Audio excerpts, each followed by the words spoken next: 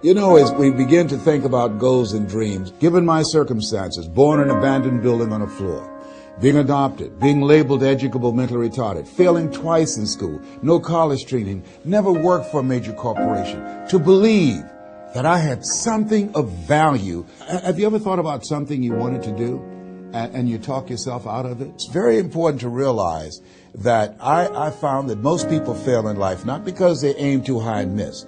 Most people fail in life because they did just like I did for so many years. They aimed too low and hit. They didn't believe in themselves. So I want you right now to revisit and look at your goals and dreams, and let's raise the bar. And I want you to say with me, it's possible. It's possible.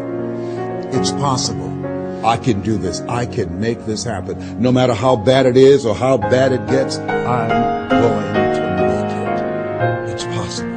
Yes, your dream is possible. Say that to yourself every day. Feed your mind with words that you write and words that you hear and words that you speak to yourself. Feed your faith and your doubts will starve to death. Say to yourself, it's possible. It's possible.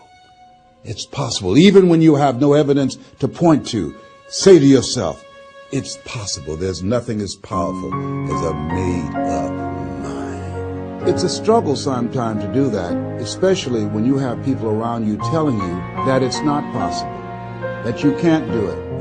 And they're constantly pointing out your failures of the past, constantly reminding you of all of the things that you don't have going for you. I'm reminded of the story of the two little boys that were playing on some ice during the winter.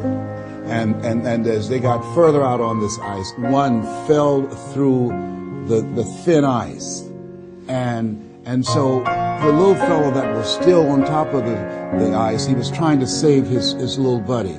And he couldn't reach him. He was trying to pull him. He could see him through the thin ice as he got further away from him, struggling. And he couldn't reach him, and he was trying to break the ice, and he couldn't do it. And he looked around, and he saw a tree in the distance, and he ran, and then he got up on the tree, and he pulled and broke down an enormous-sized branch, and came back and savagely began to beat that ice, and broke it, and miraculously, he saved his friend. And when the paramedics came, and they were able to revive this little boy, they were scratching their heads. They're trying to figure this out. Said, how could this little pruny fellow go up in a tree and break off a branch this size and then come back and beat and break the ice and save his friend? They thought it was just miraculous. It was baffling. And an old guy who was there said, I can tell you how he did it. And they said, how? How did he do it? And he said, there was no one here to tell him that he couldn't do it.